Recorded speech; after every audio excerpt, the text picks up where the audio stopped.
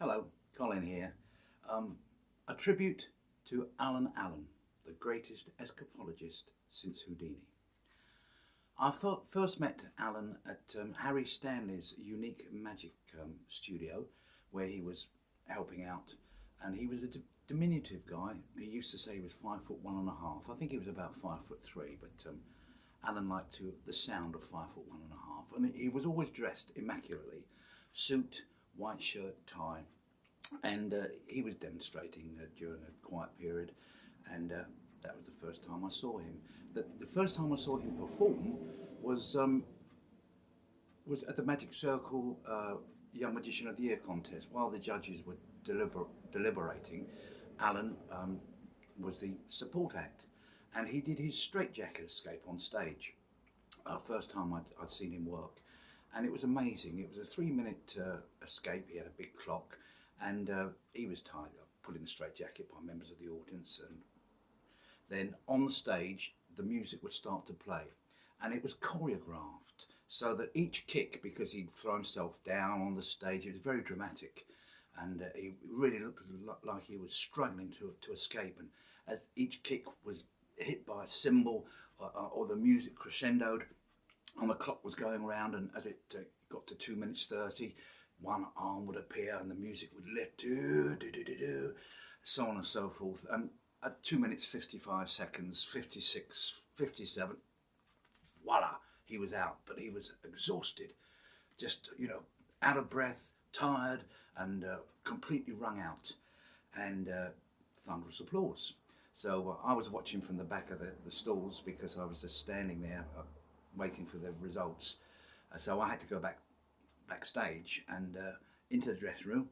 There was Alan sitting down, smoking his ever-present Dunhill cigarette, completely relaxed. And I thought, I realised he was acting.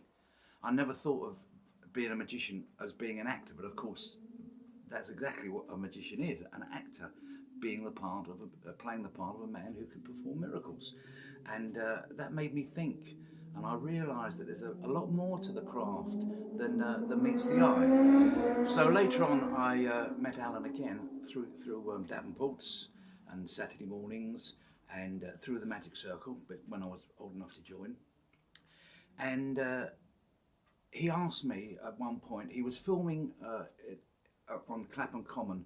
They used to film back to back two circus specials, one for Easter, one for Christmas, and he was appearing in the Christmas edition. So I was in the audience, and we were all there dressed up like Father Christmas. This is the middle of February or March, I don't know, and he was doing the escape upside down. He was wrapped in ropes or chains and hung upside down by a rope above a cage of lions, and the rope was set fire to. So he had limited time to escape. Very dramatic. And these lions, once he started kicking around to escape from the chains, bits of the rope and fire would fall into the lion's cage. So this got the lions a bit narked. So they weren't just sitting there, they were roaring. So it was very dramatic. And of course he escaped and they swung him out, blah, blah. But he never used a steel core in the rope. He used a genuine rope, which could break, and on occasion had done.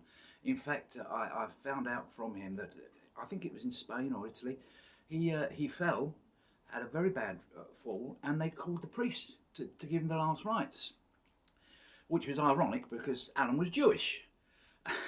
And he said to me that the father was doing the Ado Demoni and all this, and he opened one eye. Alan opened one eye. I said, "No, you're playing for the wrong team, Father. I'll get better." And of course he did. And some of his escapes, from the Leaning Tower of Pisa, out of the window on a chain, upside down. I don't think health and safety was quite as official as it is now. I'm sure it wouldn't be allowed, but he did these publicity escapes. Anyway, he asked me to drive him down to Spain to pick up a circus he was working at. I was 20 years old. I passed my test about a year, and I said, yeah, I'll drive your little camper van. But when he took me to the van, it wasn't his little camper van.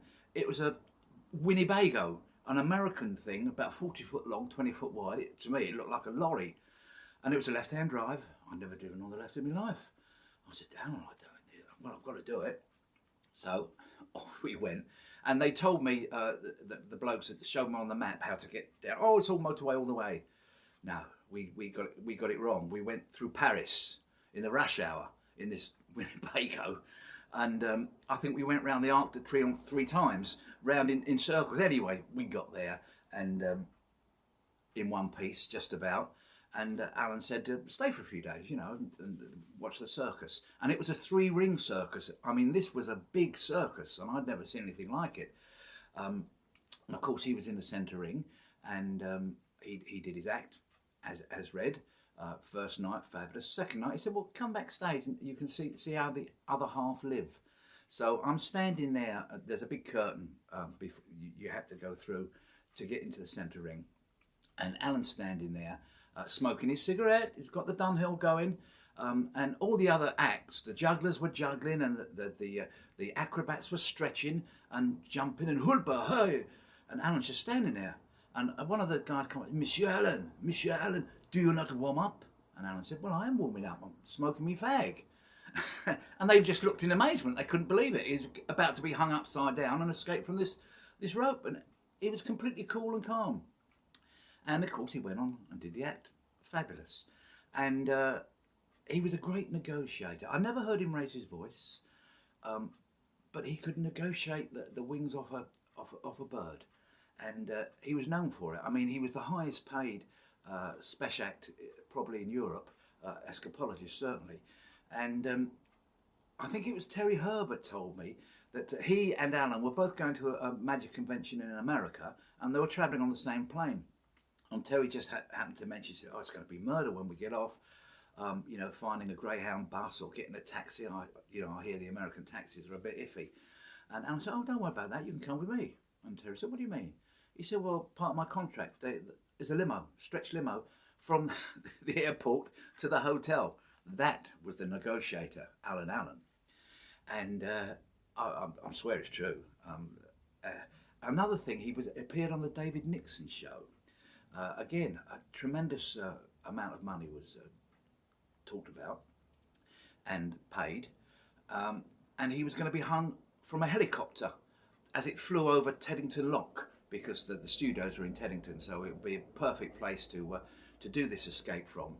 And it went out live in those days, and I think the programme went on about 6:30. So David Nixon said to Alan, he said, "Oh, it's going to be marvellous." He said that it'll be getting slightly dark and the fire will show up marvellously. And I said, "Oh, no fire." He said, "That's extra." And David Nixon said, "What?" He said, No, it's just for the escape. Look at the contract. It says escape from helicopter upside down from chains on a rope. No mention of fire." He said, "If you want the fire, we'll have to just up the ante."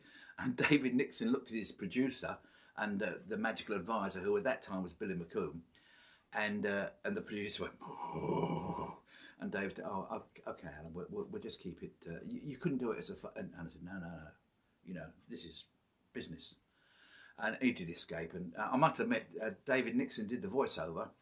And whether makeup put a frog in his throat or not, he really sounded, "Oh," and he's got 10 seconds of blah, blah, blah. And whether he was worried that Alan might have an accident and it'll cost more money, I don't know. But it was a very successful television appearance for Alan. And the stories are legion about him. Of course, when he's semi-retired or virtually retired, he opened Alan Allen's Magic Spot, which was a magic shop in Upper Tottenham Court Road. Yes, I think it was Tottenham Court Road or Charing Cross Road, one of the two. And I used to mooch along there and see him. And he'd be there from 10 in the morning till they closed at 5:30, 6. He wouldn't take a lunch break. Some days I'll be with him and he'd send me out for a sandwich. And he'd be on his feet. I mean, he must have been getting on a bit then. On his feet all day, selling stuff. And he had certain tricks that were his favourite that he'd dem. The Does It card trick, which is a Mexican turnover routine, and The Thing, which was a haunted hanky. These were sort of special, and the Rising card and other bits and pieces. But basically, he was there to make money, and boy, did he have a turnover. I was there one Halloween, and he didn't stop, just all day.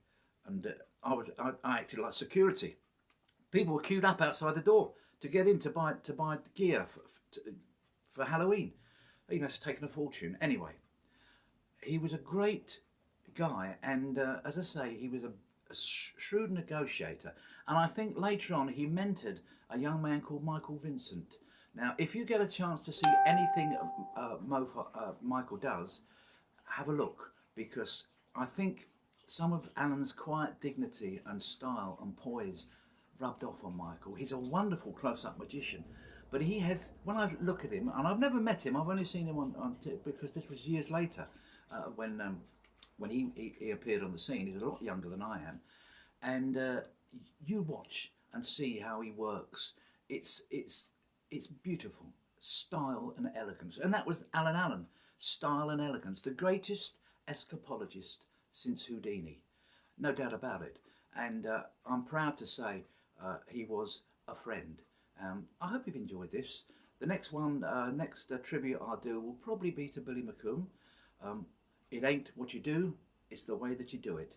And then other magicians like Bobby Bernard and people that I've met. So keep your comments coming, and keep watching, and remember, it ain't what you do, it's the way that you do it. That was Alan and Billy, and all the big stars had that certain style. Till next time, thank you for watching, and TTFN, that's ta-ta for now.